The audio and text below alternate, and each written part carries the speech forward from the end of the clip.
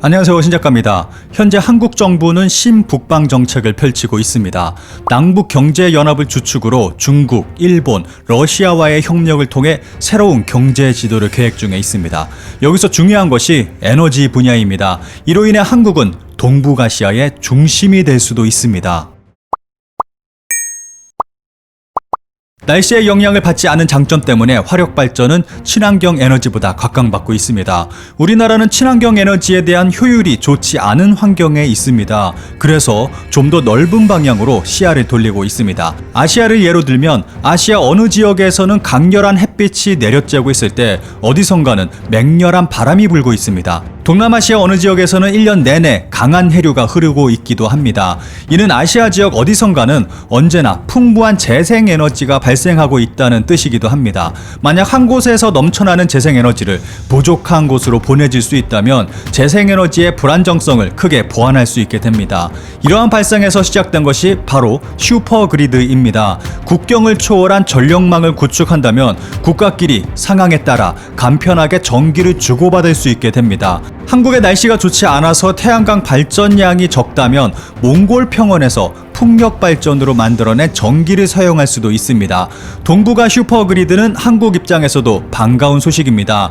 우리나라는 삼면이 바다로 둘러싸여 있고 다른 나라와 전기가 연결되어 있지 않아서 전력 통계상 거의 섬나라에 가깝다고 볼 수 있습니다. 또 한국은 경제 선진국이면서도 자체 에너지 생산만으로는 전력 수요를 충당하기가 어려운 데다 에너지 해외 의존도가 97%에 달하는 에너지 다소비 국가입니다. 만약 동북아 슈퍼그리드가 실현된다면 한국은 이전보다 훨씬 안정적이고 효율적인 에너지 수급으로 전력 수요를 충당할 수 있게 됩니다. 일단 송정망만 구성되면 발전 단가가 낮은 곳에서 별다른 추가 비용 없이 전력을 수입해 쓸 수 있게 됩니다. 예를 들어 인건비가 낮은 곳에서 노동집약적 상품을 제조해서 선진국 시장에 파는 것처럼 국제적 협업 형태로 전체 전력 생산 비용을 낮출 수 있게 되는 것입니다. 슈퍼그리드는 온실가스 감축 목표 달성뿐만 아니라 회원국 간 전력 시장을 구축해 각국의 복리후생을 높이기 위한 중요 수단으로 추진되고 있습니다.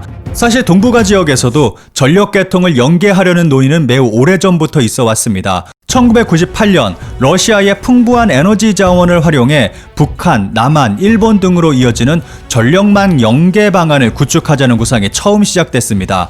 2011년에는 소프트뱅크 창업자인 손정희 회장이 몽골의 광활한 대지를 활용하자는 제안과 함께 동북아 슈퍼그리드를 넘어 동남아, 인도를 연결하는 아시아 슈퍼그리드를 만들자는 아이디어를 내며 주목을 받았습니다. 효율적인 에너지 분배와 에너지 수급 안정화 이외에도 슈퍼그리드는 신재생 에너지 활용을 최대로 끌어올려 온실가스 및 미세먼지 저감에 크게 기여할 수 있습니다.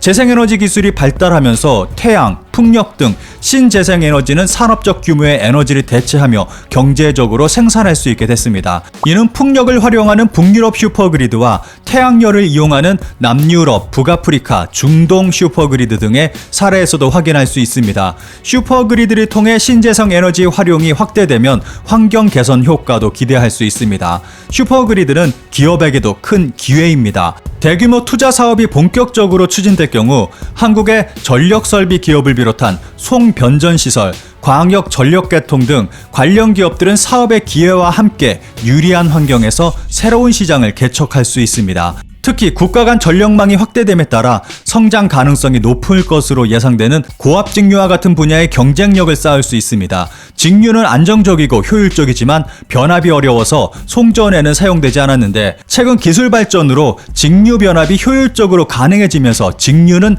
장거리 고압 송전 방법으로 각광받고 있습니다. 같은 전압에서라면 교류보다 직류가 송전 중 전력 손실이 적고 다루기도 편하기 때문입니다. 슈퍼그리드는 경제산업 발전 효과뿐 아니라 전력 생산 비용을 낮추는 데도 기여합니다. 처음에는 대규모 인프라 건설에 많은 비용이 들겠지만 장기적으로 봤을 때 전기 교육이 활성화되면서 비용이 낮은 지역에 저렴한 전기를 수입해 전기 요금을 줄일 수 있습니다. 현재 전 세계적으로 진행되고 있는 대표적인 슈퍼그리드는 북해연안의 풍력, 수력 등을 활용하는 북유럽 슈퍼그리드와 북아프리카와 중동 지역의 태양, 풍력을 활용하는 남유럽과 북아프리카, 중동 슈퍼그리드, 그리고 남아프리카 지역 콩고강의 수력발전 자원을 활용하는 남부아프리카 슈퍼그리드 등이 있습니다. 슈퍼그리드의 대표적인 사례는 유럽 지역에서 찾아볼 수 있습니다. 유럽 각국의 안정적 전력 확보를 위해서 제안된 북유럽 슈퍼그리드는 영국, 독일, 벨기에의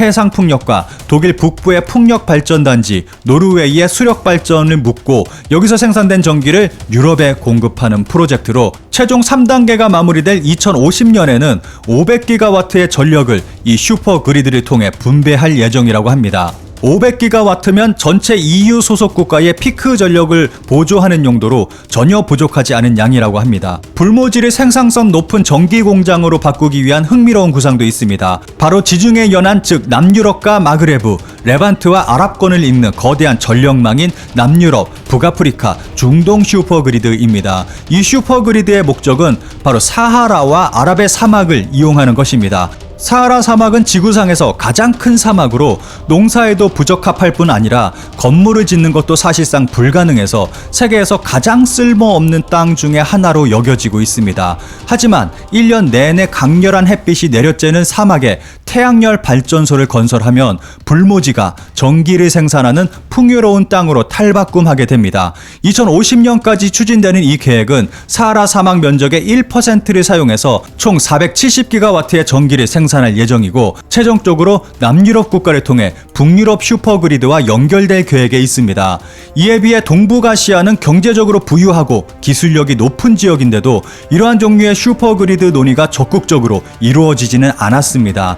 동북아 슈퍼그리드는 현재 1차 사업 단계로 한중일 3국의 전력망을 연결하는 구상이 논의되고 있습니다. 2016년 우리나라의 한국전력과 중국의 국가전력망공사, 일본의 소프트뱅크, 러시아의 로세티 등 4개 기업이 양해각서를 체결하고 타당성 평가를 위한 연구를 진행했습니다.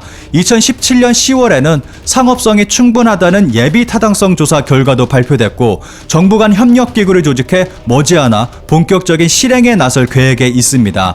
동북아 슈퍼그리드는 북한으로 인해서 사실상 섬나라나 다름없으면서 해양 영토는 그리 넓지 않은 우리나라 입장에서는 대단히 중요합니다. 효과적으로 보면 유럽의 슈퍼그리드와 데저텍 프로젝트의 장점을 동시에 갖고 있다고 볼 수 있습니다. 이런 상황에서 대륙과 연결된 전력망이 들어선다면 대륙의 전력 네트워크를 그대로 활용할 수 있어서 전력 수급을 안정화하는 데 크게 기여할 수 있을 것으로 기대됩니다. 러시아는 세계 최대 천연가스 보유국으로서 전 세계 매장량의 약 17% 정도가 러시아 땅에 묻혀 있다고 알려져 있습니다. 또한 러시아는 수력 발전으로도 엄청난 규모의 전력을 생산할 수 있는 능력이 있습니다. 몽골의 경우는 넓은 국토 면적에 비해 인구수는 300만 명 정도밖에 되지 않고 일조량이 풍부하고 바람이 강한 기후 특징을 가지고 있어서 태양광과 풍력 발전 등 신재생에너지 잠재량이 무궁무진합니다. 이런 천혜의 자원을 가진 나라들과 전력망을 구축해 전력을 나눠 쓸 수 있다면 한국은 지리적인 한계를 극복하고 전력 수급 불안정에 대한 우려를 해소할 수 있습니다. 현재에도 한국, 중국, 일본, 러시아, 동북아 4개국은 국가 간 전력망 연결에 대한 논의를 지속적으로 이어가고 있습니다. 우리나라는 현재 8차 전력수급 기본계획에서 2022년까지 한국, 러시아 간 전력망 연계 공동 연구 완료라는 구체적인 목표를 제시해 추진 중에 있으며 중국, 몽골과도 전력망 논의를 구체화하고 있습니다. 동북아 슈퍼그리드는 무엇보다도 북핵으로 고조된 위기를 한, 중, 일, 러 4개국의 협력을 통해 완화시킬 수 있다는 점이 큰 매력이라고 볼 수 있습니다. 역사적으로 경제적 교육이 활발하면 무력 충돌의 긴장이 완화되는 경향이 있는데 무역관계에 더해 에너지망까지 연결된다면 동북아 지역의 긴장이 크게 줄어드는 것을 기대할 수 있습니다. 현재 한국 정부는 신북방 정책을 펼치고 있습니다. 지금까지 이야기한 에너지 분야뿐만 아니라 철도, 전력, 북극항로, 농업, 수산업, 문화관광, 보건의료 등 수많은 분야에서 사업 영역을 확장하려 하고 있습니다. 신북방정책에는 경제와 평화라는 키워드가 담겨 있습니다. 남북경제연합을 주축으로 주변 국가들과 지속적인 협력을 통해 동북아 공동병영을 목표로 하고 있습니다. 그리고 신북방 정책은 남북러 삼각 협력 추진 기반을 마련하여 한국 유라시아 경제연합 FTA 추진 및 러시아 중국으로의 철도 연결로 더 큰 세계로 나아갈 계획을 품고 있습니다. 신북방 정책의 성공은 한반도 신경제 구상으로 이어질 수 있고 이로 인해 남북이 하나가 되는 일도 기대할 수 있습니다.